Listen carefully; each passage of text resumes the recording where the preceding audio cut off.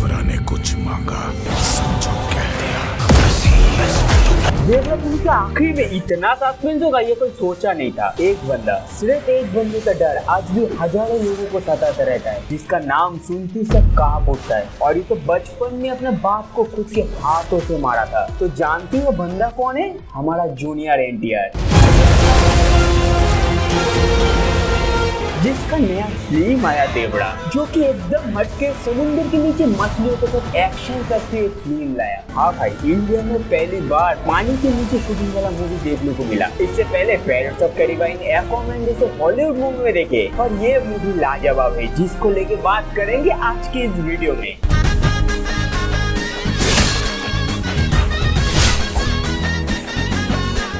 साल 1936 जब हमारा देश में अंग्रेज का शासन चलता था, तब मुंबई से कुछ दूर एक गांव था रत्नागिरी नाम से, जहाँ का लोग बहुत ही बहादुर और खतरनाक था, और समुद्र उसका घर था, जहाँ पर कोई भी गलत काम वो लोग होने नहीं देता था। जब भी अंग्रेजी लोग समुद्र से कुछ लूट ले जाता था भारत से, तो लोग रोकता था, और कई सारों को तो जान से भी मार देता था। इसीलिए आज भी समुद्र को लाल समुद्र बोला जाता है। ये सब अच्छाई के लिए काम करता था, देश के लिए काम करता था। इस दरिया ने मछलियों से ज्यादा खून और खंजर देखे हैं, शायद इसीलिए इसे लाल समंदर कहते हैं। 55 साल बाद, साल 1990, रत्नागिरी। अब यहाँ पर 4 गांव बसा है, जहाँ का एक मेन लोग है वो है देवरा। ऐसे तो 4 गांव का 4 सरदार है, पर यहाँ पर एक खेल खेला जाता है जिसको बोला जाता है शस्त्र पूजा, और वो जो जीतता है उसके सबका मुखिया बनाया जाता है। अब खेल होता है कबड्डी का, जहाँ पर चारों गाँव के पहलवान लड़ाई करता है, और जीतने वाला गाँव को शस्त्र मिल जाता है। बोला जाता है उसमें माँ का आशीर्वाद होता है। अब लगातार कुछ साल से देवरा उसको जीत रहा था, पर इस बार देवरा के सामने खड़ा होता है भैरा। सैफ अली खान पहले से विलेन नहीं था, वो तो हालात में उसको विलेन बनाया। अब शस्त्र पूजा के बाद शुरू होता है इन दोनों के बीच फाइट, जहाँ पर जूनियर एनटीआर का फाइट सीन देख के आरआरआर को याद आ गया। खैर भैरा तो मार खाता, फिर से देवरा जीत जाता है। इधर भैरा दिखाते कि वो देवरा का दोस्त है, पर ऊपर से ये अंदर से वो लीडर बनना चाहता है देवरा की तरह। तो अब आते हैं असली कहानी में, आखिर क्यों देवरा इतना खतरनाक बना और अपने गाँव वाले को क्यों मारा। तो देखो भाई, ये लोग जहाँ पर रहते हैं ना, यहाँ पर उतना काम दाम नहीं है, सिर्फ मछली पकड़ना और गाँव का कुछ काम था। पर ये लोग और एक काम करता था, समुद्र के जहाज से माल चोरी करना, जिसमें देवरा, भैरा और सब मिलके एक साथ काम करता था। तो एक दिन ये बंदा आके बोलता है, मेरा कुछ समुद्र में सामान आने वाला है जिसको तुमको चोरी करके लाना होगा, और उसके बदले मैं तुमको ढेर सारा पैसा दूंगा। ये सुनते ही भैरा तो राजी हो जाता है, और साथ ही साथ और 2 गाँव वाला भी राजी हो जाता है, पर देवरा इसमें जाने के लिए मना करता है। तब बाकी के गाँव वाला बोलते हैं, काम हम अकेला कर लेंगे, देवरा का जरूरत नहीं है। लेकिन इतने बड़ा चोरी अब देवरा के बिना थोड़ी ना हो सकता है। तो देवरा भी जाता है उन लोगों के साथ, और जहाज से माल भी चोरी कर लेता है।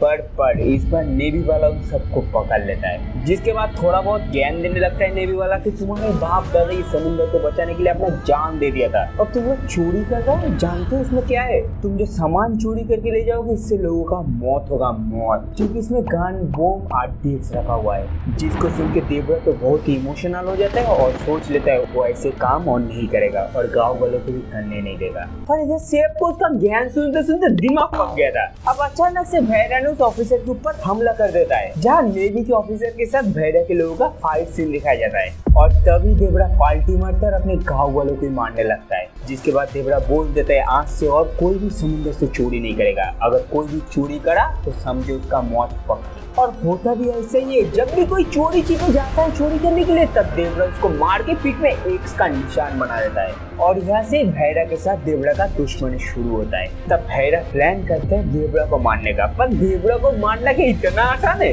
उसको मारना मतलब अमेरिका पे न्यूक्लियर हमला करना, जो कि इम्पॉसिबल है। अब इसीलिए प्लान करके देवरा को दारू पिला के बुलाता है समुद्र के पास, जहाँ पहले से 100 लोग देवरा को मारने के लिए इंतजार कर रहा है। लेकिन देवरा तो देवरा है ना, वो 100 लोगों को 100 तरीके से मारा, और उसी रात उस गाँव छोड़ के चला गया, क्योंकि और किसी का जान न लेना पड़े। पर जाने से पहले पत्थर में लिख के गया, अगर कोई भी समुद्र में गंदा काम करने के लिए उतरेगा तो उसका लाश मिलेगा, लाश।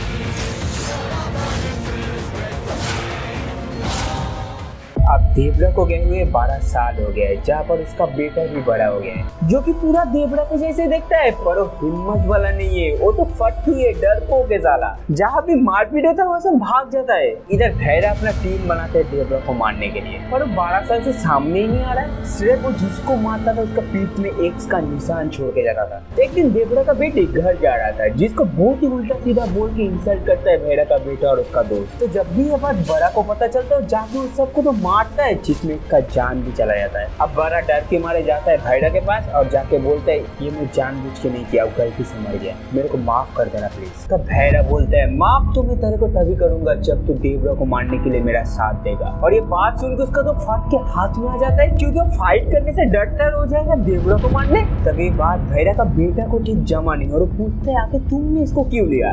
तब भैरा बोलता है वो लड़के को उसने नहीं मारा था, हमने मारा था, ताकि वो हमारा टीम में आ जाए। और जब देवरा उसको देखे कि उसका बेटा उसको मारने के लिए आया, तब तुम सब उसके ऊपर गोली चला देना। जहाँ लास्ट का क्लाइमैक्स सीन सबसे बेहतर था। हम तो इससे पहले ऐसा सीन इंडियन फिल्म में नहीं देखे। एक शार्क को लेके एंट्री मारता है देवरा और एक को चूम चूम के मारता है, जहाँ पर इस मूवी का असलियत का खुलासा होता है। अब तक ये कहानी प्रकाश राज बोल रहा था, जैसे कि KGF में बंदा बताया था, पर आखिर में मूवी की कहानी बाहुबली टाइप कर दिया। प्रकाश राज बोलते हैं 12 साल पहले देवरा का मौत हो गया था और तब से लेके आज तक देवरा का बेटा ही समुद्र को रक्षा करते आया और इस बंदे को बड़ा नहीं मारा है, पर किसी को पता ना चले इसीलिए बड़ा ने खुद को घायल कर दिया अपना तलवार से। वो खुद के पीठ में एक्स का निशान बनाया और अंत में क्वेश्चन लेके जाता है आखिर कटप्पा ने बाहुबली को क्यों मारा। हाँ भाई, इसी का अपडेट क्वेश्चन सोच लो, आखिर बेटा ने बाप को क्यों मारा, क्योंकि अंत में दिखाई देता है बड़ा ने देवरा का सीने में चाकू घोंपा था। और ये सस्पेंस के साथ ये मूवी खत्म होता है। तो भाई अगर मैं अभी ओपिनियन इस फिल्म को लेके, तो देखो ये फिल्म एक एवरेज स्टोरी लाइन के ऊपर बनाया गया है, पर जूनियर एनटीआर का परफॉर्मेंस 3 दिन में 300 करोड़ दिलाया और जब जब एनटीआर आता है तब तब गूज़बम्प देता है। और पानी का फाइट सीन काफी शानदार था।